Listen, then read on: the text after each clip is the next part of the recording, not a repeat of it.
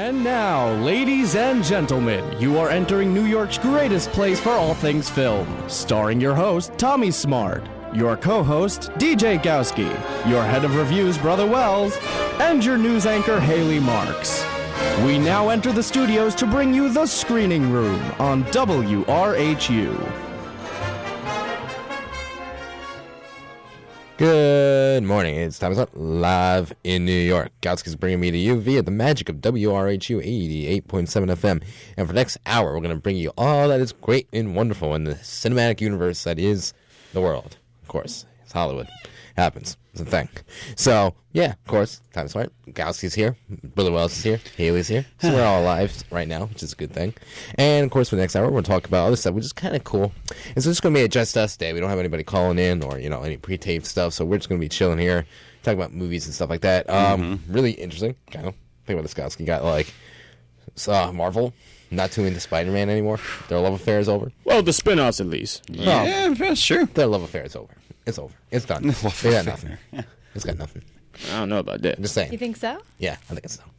Think about it. They have a 14-year-old kid. A 14-year-old kid playing like Spider-Man. Nobody wants to see 14-year-old kids. That's true. They Nobody keep likes making to. reboot after reboot after reboot. Yeah, I really it's like getting the Amazing ridiculous now. Spider-Man. I like Andrew Garfield.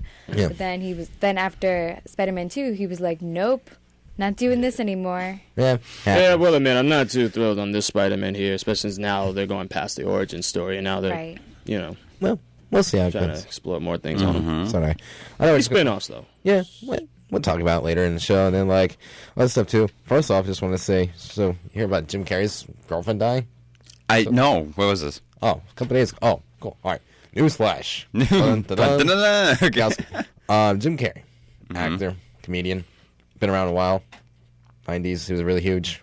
Did Dumb and Dumber 2. His girlfriend died by using his overdosing on his pills. Oh, shoot. Yeah, I know, right? Terrible. Why does that always happen to people? What? Well, she was is the depressed. Oh. She was suicidal, so she committed suicide, which is really Unfortunate. sad. Anyway, just kind of struck me, kind of sad. Jim Carrey's been up and down and around lately. His big highlight of his life was in the 90s, I think, with, Ace Ventura movies, The Mask, Dumb and Dumber. Dumb and Dumber, I was just saying. Stuff he did. Yeah. But, I mean, no, it was just weird. It's kind of felt like it gives it pause. I mean, a lot of people die. And suicide, that's a thing that's been an epidemic. Everybody's affected by it. It's terrible. Sad. So, it gave me some pause, because I was a really huge fan of his when I was growing up. Watching his movies and other things, too. It's a childhood thing. It stays with you. Yeah, I know. Like Robin Williams had affected all our lives. It was huge. Yeah. Huge. And then here it is dead. So I kind of feel for him. And I know he himself has actually been suffering with depression. So, I mean, just sad. Sorry, Jim. Still my boy. It's all good. I But know, it's really bad. So just wanted to say that out. It's kind of a shame.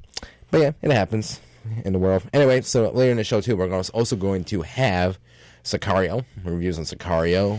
We're going to have reviews on The Walk, which is interesting. Remember Theory of Everything, Gowski? Oh, yeah, no, I love that movie. Right. So remember when I was talking to James Marsh? He directed this documentary a while ago called Man on a Wire, which is documentary, one best documentary at the Oscars. Yeah. Phenomenal documentary. We watched it yesterday. It's phenomenal. And so that wins an Oscar. And then you think to yourself, why do we need a theatrical re-release of this story? Because that's a story about the dude, a French guy, basically doing a walking across a wire on the two towers, twin towers, whatever you want to call them. I was calling them the two towers. Is it twin towers or the two towers? No, it's the Towers. Twin Towers. All right, Two Towers is from Lord of the Rings. I know. I sort of That's why I think they're said like that. the same height almost. If you That's true. Look at, you know, Two towers? and if you look at it, I guess like in a realistic sense of those towers, they're kind of almost the same height. Yeah. So Yeah.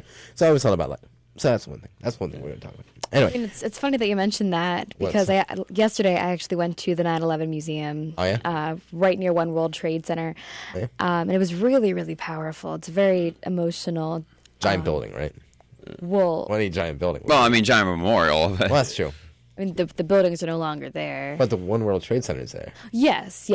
And there's actually like new offices that they built in there. It's kind of eerie. It's Yeah. weird. It is weird. You know, when you realize, go to this site where everybody's dead. I mean, everybody once died. I feel like there's ghosts roaming around. It was interesting. Really?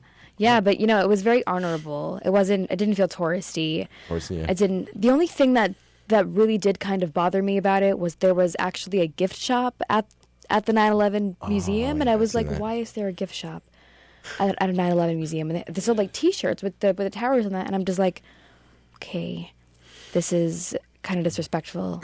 Yeah, I mean, I don't have any like personal. I mean, of course, I as an American, I have personal connection to the attacks that happened, but I'm very fortunate that I don't know anyone that was there on that day or that was like hurt or killed or anything. But my friends do. So it's got to be a very traumatic experience for them. Yeah. I know what you mean. And then for this French dude who decided to... Well, that's what's funny, yeah, too. That's what I was thinking is that he like... must have... I can't imagine how sad he was when the buildings completely got blown up like that. That's why the reason. I mean, he made his dream come true. That's he had a real personal connection to those buildings, man. Yeah. So that's cool. I wanted to talk a little bit about that because it's later in the show when we review the movie. Because it is 9/11 is eerie. It's there. It's present. How can it not be? So I thought that was interesting. And so, yeah, we'll have some more fun here on the screen room. When we get back, we'll have some more fun. It'll be fun to talk stuff. Anyway, Haley, what you got for me? So, Lionsgate wants a sequel to Cabin in the Woods, an in-depth look at mental illness, and Bradford Young spreads his knowledge. That's all coming up next in the screening room. All right, so just sit back and be chill. We'll be right back here on Screen Room on WRHU.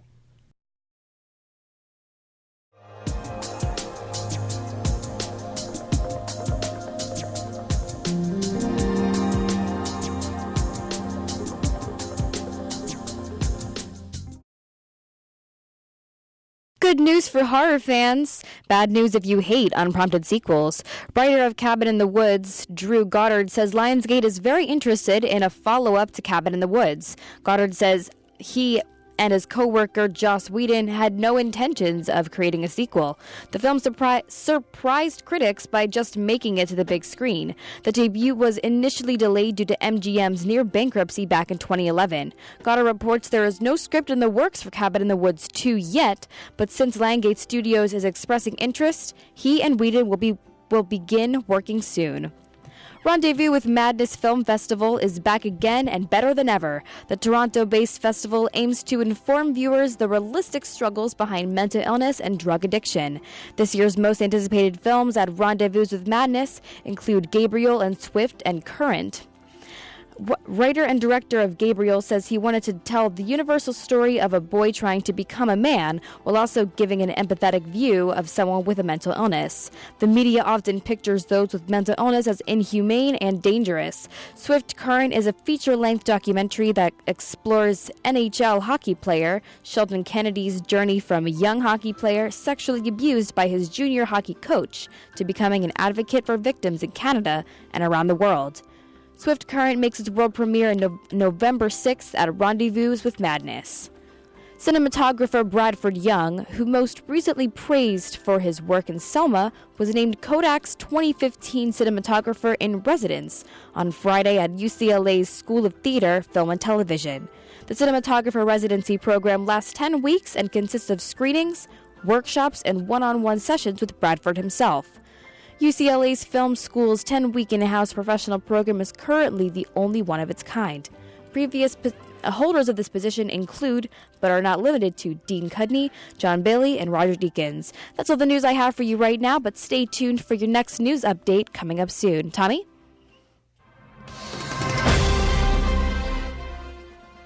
Anyway, I'm back here on the Screen Room. Anyway, so... right now, I just gotta say right here, this... Yo, wait, what's so funny, Mandel? What's so funny, Mandel? So that's squeaking, man. Right. Like, okay, so yeah, that's the problem with like... I can't like, hear... Oh. Okay. Can't okay, hear take that. two. All right, take two. So, all right. All right, so the Terminator franchise is on hold because those movies sucked. Because Terminator Genesis sucked. It's just true. It just was not good. You know, it's just awful. Like, when a movie's just not good, you just stop Are you sure it's not good? It was awful. No, seriously. I know I was in LA when this was happening, but, like, I saw the movie because I actually love the sequel. Like, Yeah. Terminator... No, Judgment Day? Right? Even that agrees with me. And because Little preview. Terminator Genesis was so bad, they're not going to do the rest of it. I mean, what is this? This is from Cineblend, right? Brother Wells, you got this? Yeah, this is from Cineblend, and they said that one of the reasons why it's being put on hold indefinitely is because even though it did well in China, it didn't reach the budget mark that it had here in the U.S., and so it's going to lose some money. So they're going to be like, all right, I guess nobody likes Terminator movies. They're going to stop doing it. I heard that they were trying to do, all right, so this is the thing, though. They're trying to do, give it back to James Cameron because he can revitalize the franchise because he's the one that wrote it and created it, and you think that the creator would actually give it some vitality. But the fact of the matter is, if they're not making enough money, then it's not worthy of another big budget, sequel. Yeah. However, on the same time, though, it's kind of a shame, too, because when you think about it, when you look at those movies, the first one's like a sci-fi horror movie, and that's really good. All right, genuinely. I mean, that's really good. Yeah. And then the sequel is even better. That's like a masterpiece. I watched that movie. I cannot find a flaw in that entire film. Judgment Day, at least. Yeah, that's one of my favorite action films right Yeah, right? Even today, if you watch it even today, the CGI, they use CGI, but not too much. It looks real. It looks more real than CGI. Actually, it looks kind of ahead of its time too. It was. Oh, I totally think that. Yeah, totally. Yeah, really but this third one. Anybody see the third one? Anybody? People don't even remember the third one. Exactly. That's my point. I don't want to remember it. No, you don't want to. Even. All right, as an action movie, aside from being a Terminator movie. Maybe it has some good takedowns. I'm not going to lie there. Okay. I mean, it was the first film to feature a female Terminator and whatnot. And, okay. Claire Danes was in there. But, yeah, you don't really remember much. I only remember that she was in there. Yeah. I mean, does anybody even remember her? She did, was it Romeo and Juliet? That's the last time I saw her. I don't remember who played John Connor in that film. That's true, though. Nobody actually remembers that. And, yeah, because I don't even remember. I mean, Claire Danes in general, I don't even remember her. Last time I saw her in a movie was on Romeo and Juliet. Yeah. I mean, she's been doing Homeland the last few years. Well, yeah, I knew that. I knew. But, I mean, that was the only thing. Yeah. She's had more success with that, at least. So, But then, although a lot of people hated it, I actually liked the fourth Terminator with Christian Bale. Yeah, I actually liked it. All right, here's the problem I have with that, okay? And you tell me if I'm wrong here. And this is just so true of Hollywood. So, if the script's written, and it doesn't, and the plot with John Connor isn't in the script. All right? Then Christian Bale reads it, and he's like, this is a great movie, write me into it, and have me play John Connor. Of course, the studio's not going to argue when Christian Bale wants to be in a movie because he's a big box office draw. He's big for the theater. Right. So they can write him in. They rewrite the script, an entirely new script now, just to have him in it. And then what happens is the story of John Connor is why is this here? It goes from being a really great script to just being trying to do too much. They were trying to really go for a different kind of story. I mean, we all know Arnold Schwarzenegger's involvement with the T-800 and whatnot. They were trying to make it seem more like a war film, actual war. No, that's my point though. Yeah. If they got rid of John Connor and you had that other story that was in there with what's his face, it would have been a much better film. But the way that they went about it, I mean, it would have been hard to find a character that was as important and as so key to the stories of the Terminator franchise as John Connor. All right, it would have been tough to do it. Wait. Do you need John Connor in it to make it like a Terminator movie? Because who else do you have? This is not like a comic book where you can pick somebody else. Yeah, but what about the other guy that was in it? Obviously the other guy. Kyle Reese. Right, right, but he was never meant to really. No, but who's the? I'm drawing blank on his name. What was his name? The other actor in it, not Christian Bale, but the other actor. You mean the guy that Sam Worthington played? Yeah, Sam Worthington. His character. What's wrong? Unfortunately, I can't remember what the guy's name was, but he also was, he had the Terminator. I know that. Phonetics on. But him, the script solely focused on his character, and that was great. Why can't you just focus on him? Why does it have to be John Connor? I know, he's in the other movies, whatever, but they're trying to do a war film with the Terminator, whatever, whole world. That's a great idea. Just it would have been much better. But that shows you what Hollywood's mentality is like, where it's oh, this is a great script, but this actor wants to be in it. They rewrite the whole script. They did the same thing with Robin Hood, with a whole Russell Crowe movie. Oh, yeah. I remember that. No, it's okay. Which was just, okay. They rewrote the entire script just for have that movie was okay. It was way better. It was this other script called. Oh yeah. No, I know it's way better than the first one. Well, the script. The script itself, the first draft of the script was actually way better than the movie actually turned out to be because Russell Crowe wanted to play Robin Hood. Robin Hood was actually a bad guy when you think in the script. It was taken from a perspective that actually Robin Hood's actually just this basically this communist that keeps like stealing from rich people Right. and disrupting things. And that would have been a new take on Robin Hood, but instead Russell Crowe wanted to play Robin Hood, so they made a movie about Robin Hood and just made it like a reboot of Robin Hood, remake of Robin Hood, and the script and the movie turned out to be terrible. So, moral of the story: if you have a great script, don't change it just because a big actor wants to be in it. I know it draws box office numbers. I know that. I get it. I understand.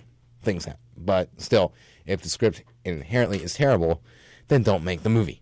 And that goes the same thing with the Terminator movies. Just don't make them if you're going to make a terrible movie. I don't care if everybody needs to get their opinion. I don't care if it's just you want to get everybody's opinions in and you have to fix it. You have to write the notes and put the notes in, and then the script just gets awful. Because if it's awful, no one's going to see the movie. Well, do you think that studios expected that? That's the thing. To some degree, you don't really know the script is terrible until you hear the fan reaction. It's a the risk. Critic reaction. Yeah. All right. To a degree. Okay, here's the thing, though. I have that script for my senior film, okay? My script. What's your fantasy? If, people are reading it and having a good reaction to it, then it's a good indication that the script's actually good. Right. That's what I'm saying. I'm saying is, you can't, so you're saying that, No, I'm saying, at the time, when they're writing the script, they don't know. They're just writing stuff, and then they're kind of going over in their head and just going over with, people who actually do this as professionals. Then I'm saying you really know when the script's good when you actually have people see it. Oh. Like you did with me. When you showed me your script and, right. You saw the reaction I got. Yeah. I was like, the script is good. Right. Okay. So, but as that happens, though, right. They get it from, they write a draft, and then the executives, read it. Other writers look at it. Right. Executives read it, and they had to put in all their notes. And if the final draft of the script is given, and people read it, and it's not good, they don't care, but they just want not only everybody's ego.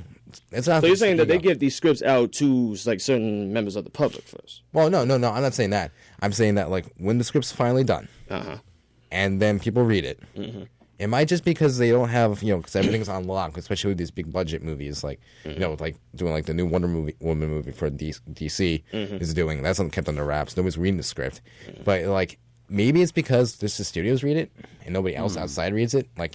Can't share with the writer can't share with their girlfriends or boyfriends, because then the word's going to spread out and you right. In a way, this is almost like classified material. But then again, even a script reader, even the guy doing coverage or girl doing coverage for that matter, if they read it and it's terrible and they know it's terrible, they'll say it. Well, you know what they should do? What? They should have a set group of people, at least 100 people that are hired studio personnel who just sit there and react to scripts.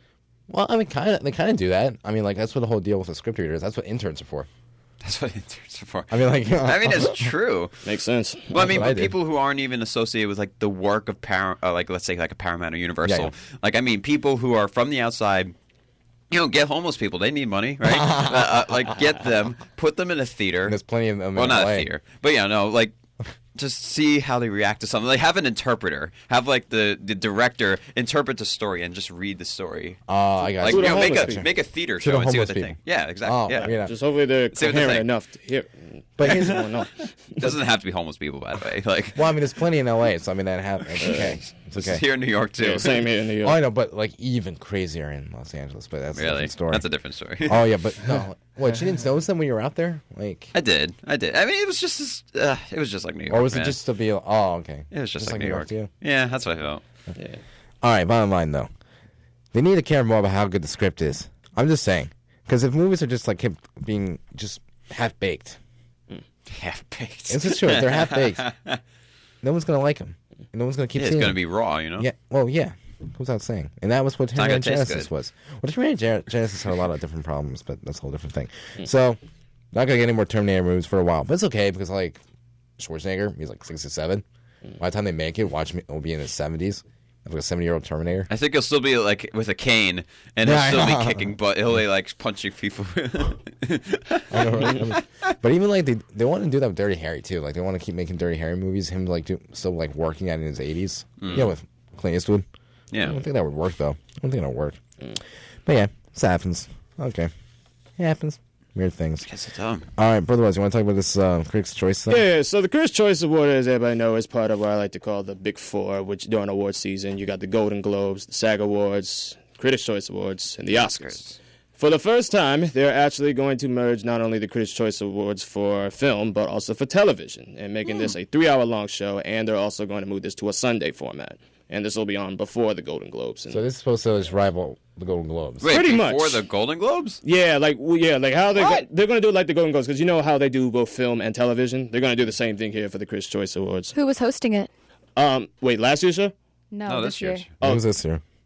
Yeah, I'm trying to remember who it was, but yeah, no. What they're going to do with this basically is they're going to have there are so many categories, and so now they're going to do some are going to get announced on the red carpet, which is now going to be an hour, and then they're going to do the big ones during the show, like on some award shows. Oh, so they're gonna do like Grammys now, where like Pretty much, like some of the categories are not going to be mentioned during the show. Some might even mention on air.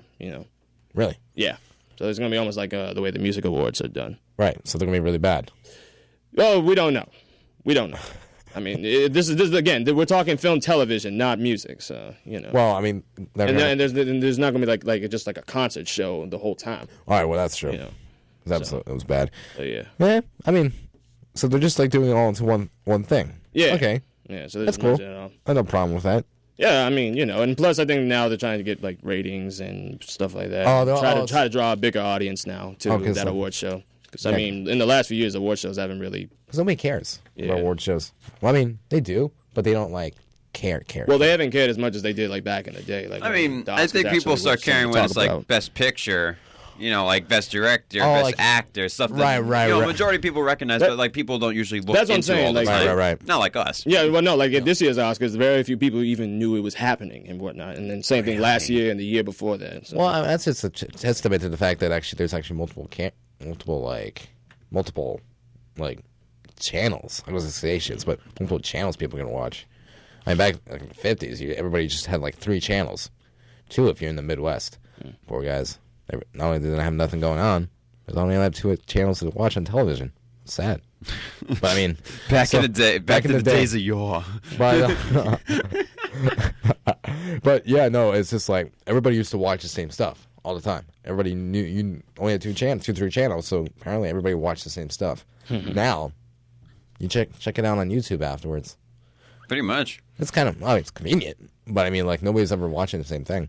I mean, but again, with award shows, though, I mean, like, think about it. Everybody, like, knows, like, people, like, when you have the Oscars, it's like 3 hours. You talk about cinematography, you talk about visual effects, you're talking about sound design. I mean, Haley, let me ask you this. Do you really know who's, like, nominated for sound design when you think of the Oscars?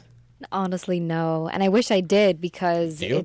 I don't know. Well, yeah, I mean, everybody's. Yeah, don't just- put her on the spot. Everybody's trying to look She might towards not the know. best actor, best actress, and whatnot. But I mean, That's what I'm it's talking for the sake of like respecting the art of cinema that they have to, It's a formality. Well, no, I think celebrate these people. But it's like hardly anybody knows. Like, for instance, do you know, like, best short film? No, No, not really. Helium was like Well, the I mean, first short film I actually think paid attention to. The one most obscure one is Best Foreign Film, especially for us Americans. Ah, right. That is just like, I have no clue who these people are. Right, and because- what the heck these films are. Right, because everybody's like, Right. films, like, foreign movies, so hipster. And half the time you say foreign, everybody thinks we're talking about porn.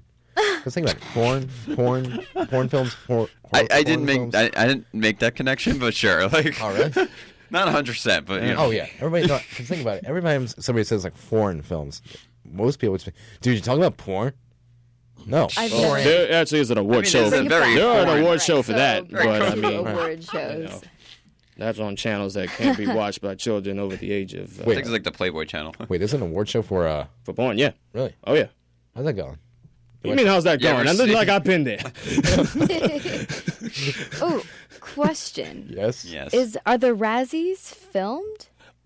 Seen them? No. I mean, it's people never have gotten exist. footage of that award show, but it's never filmed.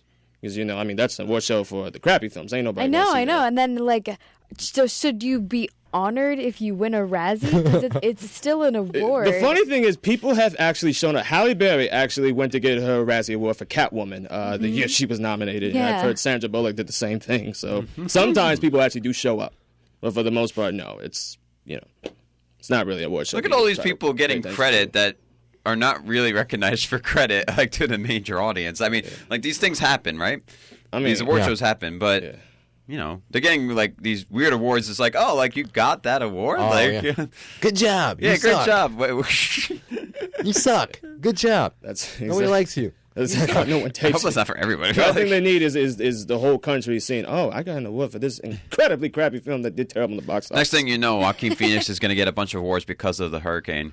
No, don't jinx it. It's the Joaquin Awards. He's coming back. Everyone's watching Joaquin. Mission Impossible, and his box office is just going to go up. So That's funny, though. No, but that makes sense. Anyway. Yeah. Anyway, we'll talk more stuff when we get back here in the screening room. We'll, chat some more and talk about that stuff when we get back. But first, Haley, what do you got for me? Michael Fassbender opens up about being intimidated by Kate Winslet, opposition towards the upcoming Private Benjamin reboot, and Susan Sarandon's enthusiasm for her upcoming film with a great message. That's all coming up next on the screening room. Ooh, so just sit back and be chill. We'll talk some more here on the screening room. We'll get back on 88.7 FM, WRHU. Hey you. You see that video in the middle of the screen? If you missed last week's episode, click it. Click it here, right now. I mean, seriously. Now, do it now. Now let's get back to the screening room. Michael Fassbender reveals that his co-star Kate Winslet kept him on his toes during the production process.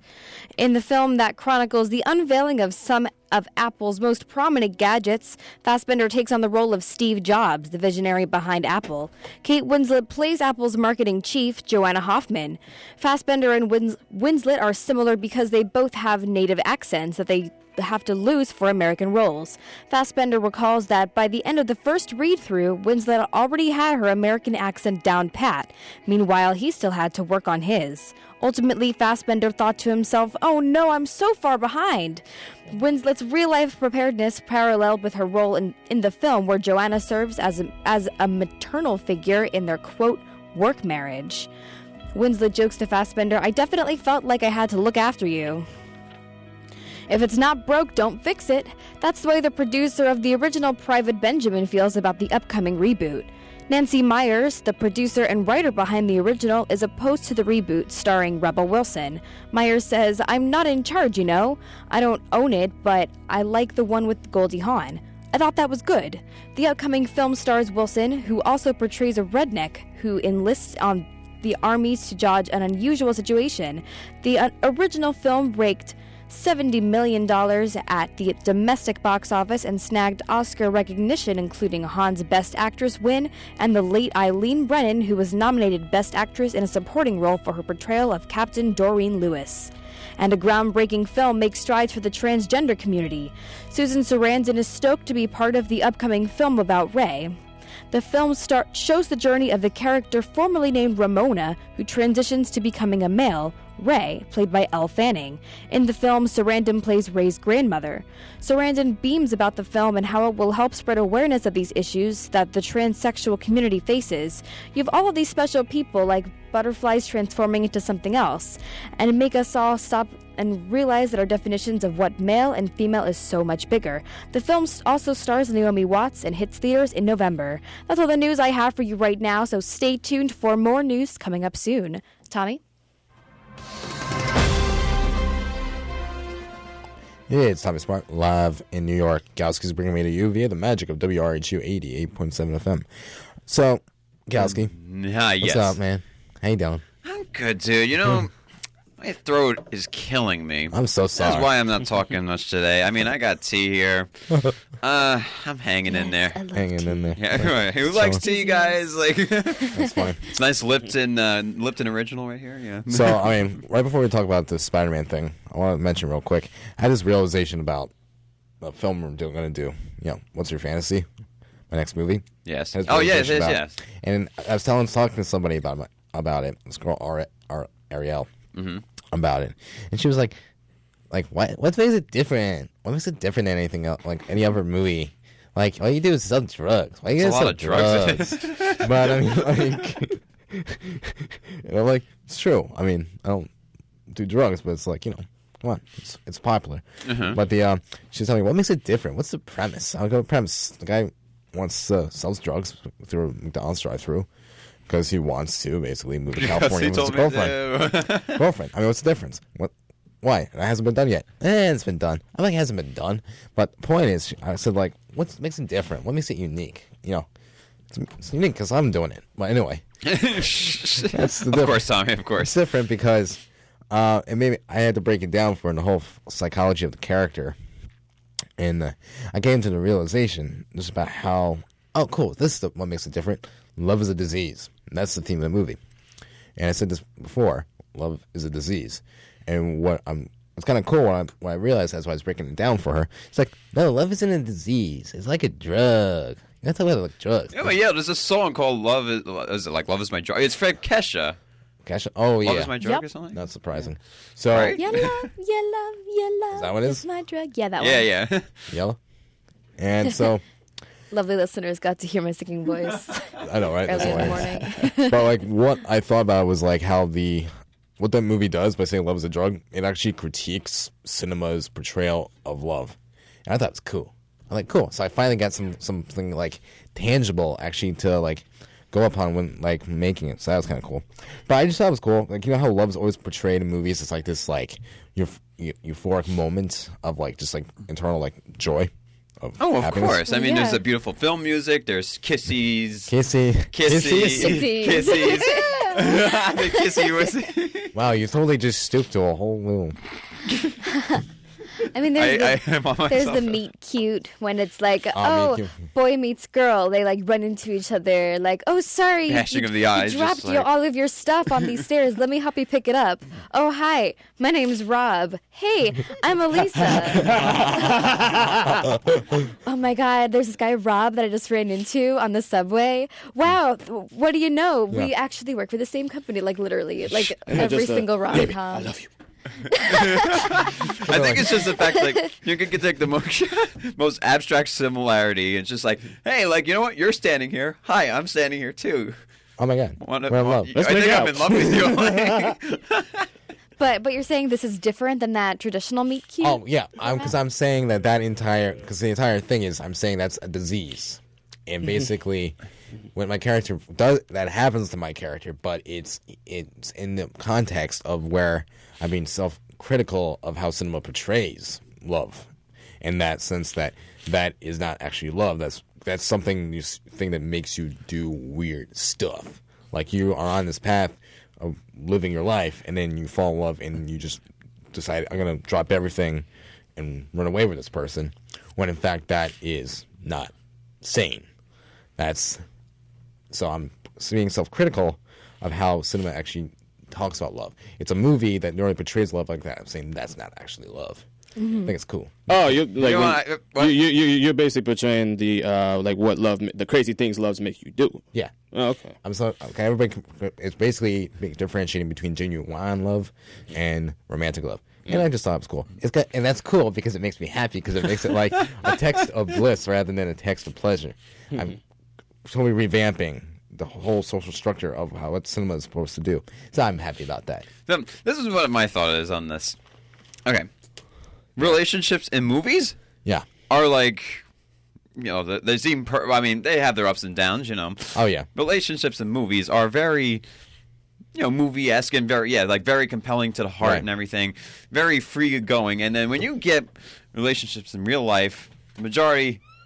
Oh yeah. Hashtag first world problems. Anyways. That's true. Actually, you know what's That's not always I'm totally true. I'm totally kidding. Well, you know what's I mean, interesting? sometimes. He's right about that though, because every movie is like you walk off into the sunset holding hands. You know, Grace Kelly and True. and Like, how Gary often Cooper. does that really happen? I'll never let go, Rose. And then he did. And he did. Oh, did. and then he did, but he let her live, even though he totally could have fit on that raft. Yeah, he Yeah, lived in he his totally heart. could have actually. And she was like, "Nope, this is just for me." There were dimensional checks Sure. of the actual plank Kate of wood, by Winslet. the way. Oh, really? It could have been that he could have been on the plank. Who funded that? A bunch of like sorority girls. I'm thinking who funded that like research. I don't know. How many people does it take to stay on wood plank? I don't know. Ask I can totally Titanic. see that. Like a bunch of like some sorority going like, we need to fund a research project to figure out if Jack can actually stay on that raft. 'Cause he totally could have. You're right, Sheila. We'll fund it next. Like we'll get it from OSLE, and then put the money. It'll be funny. All right, so that's the thing. That's my whole spiel. And so Marvel, not just Spider-Man spin-offs. Why? Because those movies suck. and nobody wants to watch 14-year-olds. I was 14 years old, and I didn't even like being around myself. Why would I want to watch a 14-year-old Spider-Man? So, let's see. Became Spider-Girl. Earlier this week, Vulture posted their fan trailer. Oh, wait, this makes no sense. Hold on. Wait, what? So, well, there could be a spin-off, but the truth is, our job right now is that single Spider-Man movie based on the MCU. And that's where it all occurs. So they're like talking about basically doing spin-offs like within the Spider-Man universe. Yeah, all right, I don't care about those people. Sinister Six, Venom, Spider-Gwen, which I find stupid. Spider-Gwen? That is so Spider-Gwen? stupid. Yeah, it's basically in a universe where Gwen Stacy is Spider-Girl. Yeah, but she's... Dead. Okay. Yeah. Yeah. Yeah, I guess this is why it's in another universe. I think that's not That's possible. alive. We can't cast her. Like, I'm sorry. But still, it's stupid. Interesting. Okay, so that's It big. was a Spider-Girl anyway. It wasn't Gwen Stacy. Spider. Really? Yeah. Spider-Girl. Yeah. In the original Spider-Girl. comics, wasn't Peter Parker like in college when he got the powers? No, he was in high school. No, he was in high school. Okay. Yeah. Yeah, he had no life, just like every other high schooler. But cool. So that's that. When we get back, we'll talk more about movies. So, Brother Wells, we're doing what? The Martian, The Walk, and Sicario. All right, cool. And Haley, what do you got for us? Patricia Arquette speaks out against actors' pay inequality. The director of Sicario wants to direct a James Bond flick, and the scoop on a new Superman documentary. All coming up next on the Screening Room. That'd be so cool. Wow, the guy who did Prisoners, right? Yeah. Sweet. No, he'd be good at that. Mm-hmm. Cool. Get rid of Roger Deakins, and the movie will be great. So, because it's all the cinematography. Anyway, that'd be cool. So we'll have more fun here when we get back here on the Screening Room on 88.7 FM, WRHU.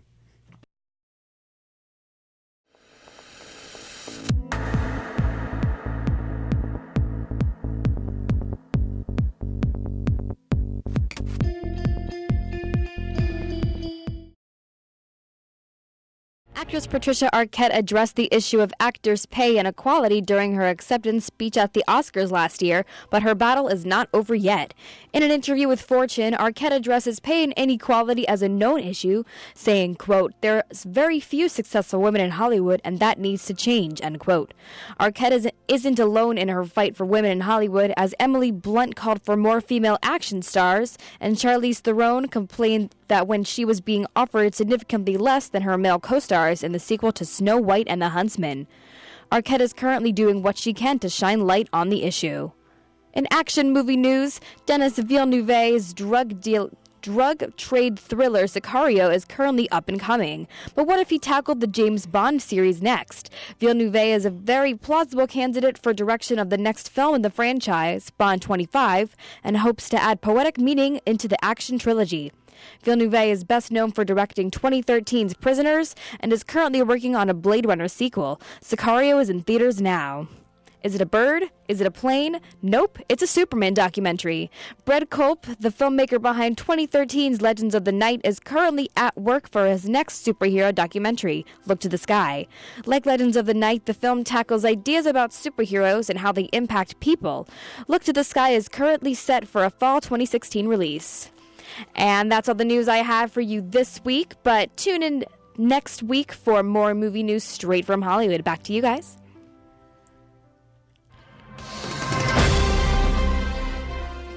So I often wonder what the French people do with that accent.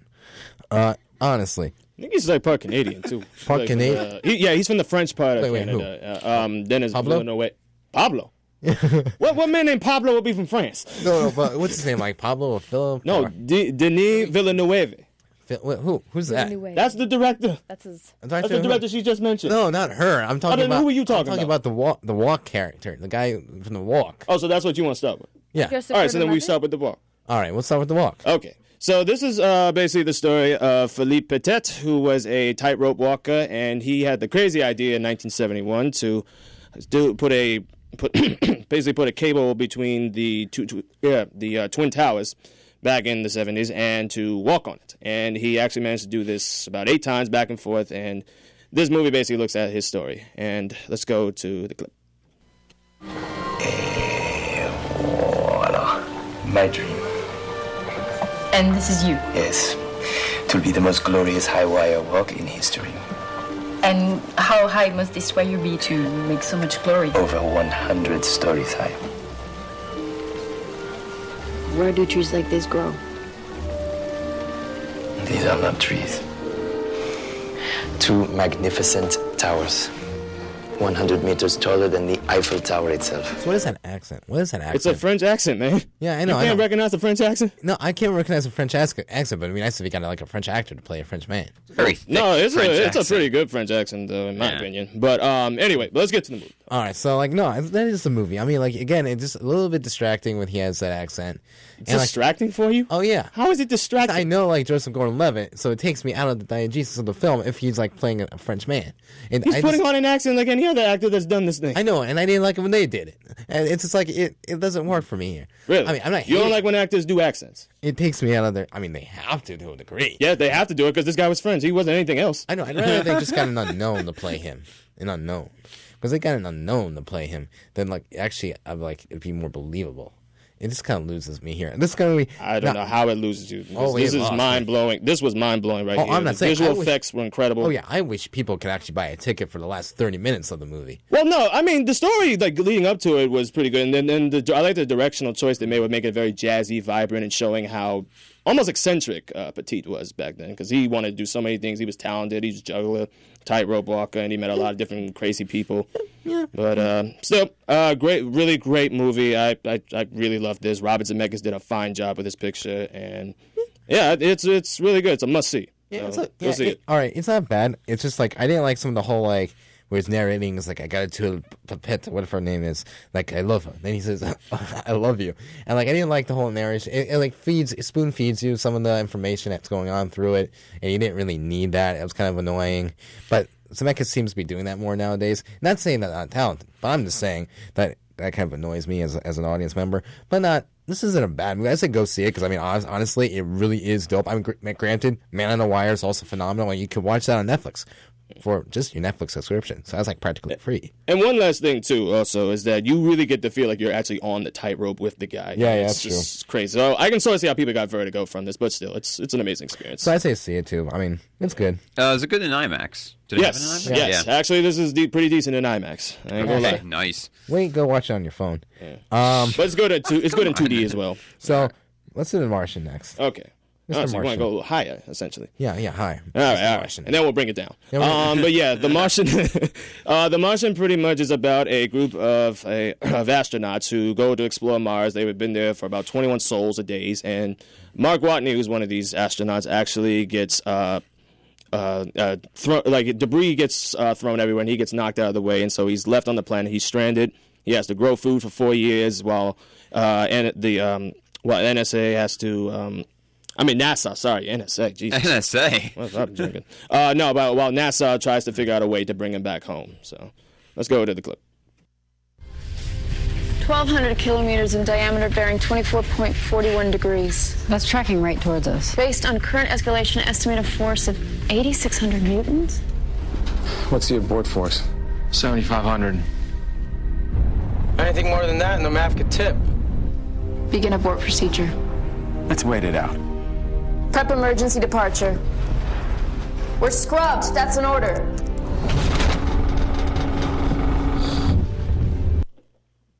So, all right. So this is way better than actually Interstellar. It actually is a different story.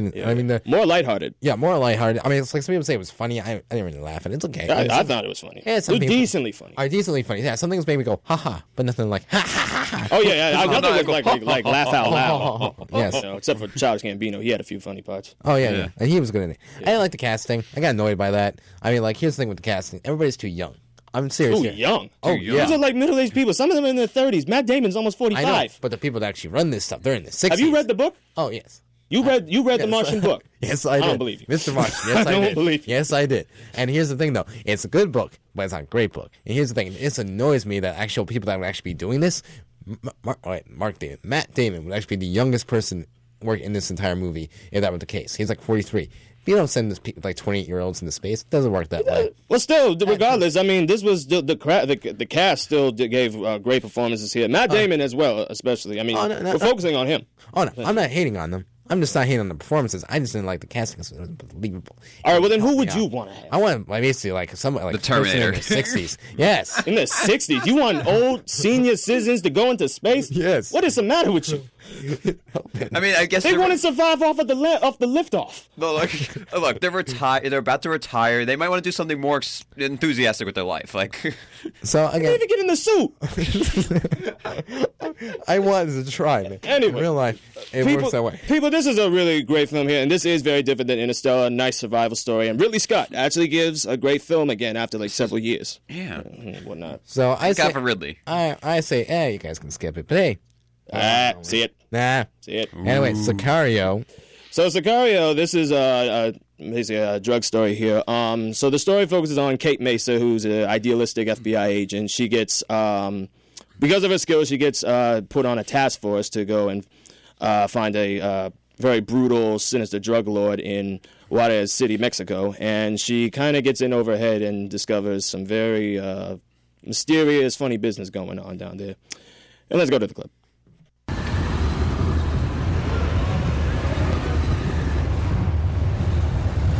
Get your service weapon out. Gun. Gun left. What are the rules here? Stay in your vehicle. You can do what they do. If they get out, you get out.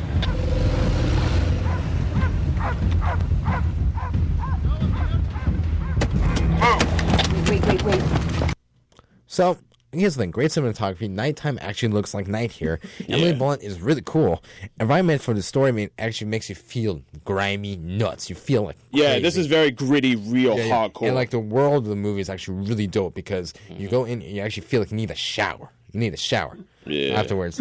And Del Toro is actually out of his rut. He actually make a good movie for a change. He's a really underrated actor, and he does so well, and his character is so mysterious. He like throws his morality out the window, and it's just so cold here. Oh yeah, and Roger Deakins, the cinematographer, I can't say that enough. Amazing, phenomenal. This guy this director will make a phenomenal guy for the James Bond pictures. I'm serious. He made like Prisoners. I said that was awesome then, and nobody believed me, but I know. Yeah, Enemy did pretty well too, so this was good. I was a little mixed on Emily Blunt here. There were certain things that, I wish they could have written a little bit better, but she still did a very good job here. I just want to see her in a movie where she actually smokes a blunt. That'd be nice. But, this is a pretty dope Emily movie. Blunt. I know, right? I know. That's why I thought that her name was fake when I first saw her. So I say see it. Good time. Yeah, definitely go see it. Better than The Martian people. Now, that's what we actually thought about the movies we saw this weekend. What did you guys see? Haley, please hit me.